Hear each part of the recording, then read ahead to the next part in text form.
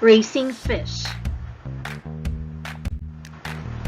Raising fish like tilapia, milkfish, madfish, and even shellfish is a productive occupation for those living near rivers and lakes and those with enough space in their backyards sufficient for one, two, or more fish ponds. Requirements for a successful backyard fish pond. Availability of fresh stocks. Stocks of fish are available among fish pond operators in some government agencies like the Bureau of Fisheries, as well as the government and non-government agricultural cooperatives. Some fish pond raisers get their stocks from rivers, lakes, swamps, and streams where the fish naturally abound. Supply of fresh water. This is the most important factor in building a backyard fish pond. The supply of fresh water may come from rivers, lakes, ditches, canals, streams, and swamps. The water that is suitable for fish ponds should be clear, clean, and fresh. It must be well oxygenated to fish to live well. The flow of water should be continuous the whole year round. There must also be abundant aquatic plants because this can be used as food for fish. It would be ideal if the backyard fish pond is near canal, swamp, lake, or stream. Soil. The soil where the fish pond is to be constructed must be sticky. This allows the water to stay without seeping through below or to other areas. The most suitable soil for a fish pond is the sticky clay, which can either be sandy clay or clay loam. A sandy clay is a combination of sand and clay, while clay loam is composed of clay and loam. Topography of the site. The feature of the land where the fish pond is to be built should be plain and not hilly or mountainous. A hilly or mountainous terrain is difficult to manage as it can be demolished or damaged by flash floods. Drainage.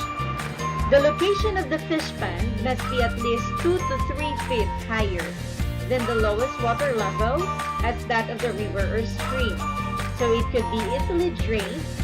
Proper drainage is important for the following reasons. First, it costs less to construct. It is easier to clear the sites. It makes harvesting easy. It is convenient for applying fertilizer, and it facilitates removal of undesirable microorganisms. Knowledge on sources of feeds. Food for the fish includes feeds coming from the following: dried chicken dung, rice bran, copra meal, and other agricultural products, Japanese snails, fish, meal, and pellets, which can be used as supplemental feeds, kamote, kangkong leaves, azolla, a free-floating water fern, and other edible leafy green vegetables, and insect eggs and larvae. Knowledge of feeding requirements. Knowledge of pond construction. A small fish pond in your backyard must have a dimension of 4 meters wide, 5 meters long, and 1.5 meters deep. The size of the pond is just enough to raise fish for the family consumption. Knowledge of fish stocking. It is safe to start your 4x5 by 1.5 meters pond with a 50 fingerlings like tilapia. It is advisable to start early in the morning or early in the evening as the temperature of water is just right. Feed the fingerlings in the morning with rice bran, fish feeds, or commercially prepared fish foods. As fingerlings grow, it is good to remove the big ones so that the young ones will have more room for movement and causes less stress on the fish. There are different methods of fish cultivation. Among them are the fish pen method, fish pond method, and open water method. Fish pen method. Fish pen is an area enclosed by nets on all sides and utilizes the lake bed and other bodies of water as the bottom enclosure. Fish pond method. Fish pond is an artificial body of water surrounded by dikes and with accessories such as gates, pipes, and canals to facilitate water supply management. Fish tank method.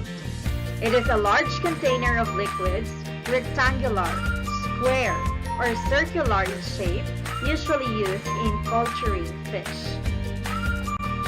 Open water method. This method is used in cultivating mussels, oysters, and clams. This is done in bays, seas, and lagoons. That's all for today, kids.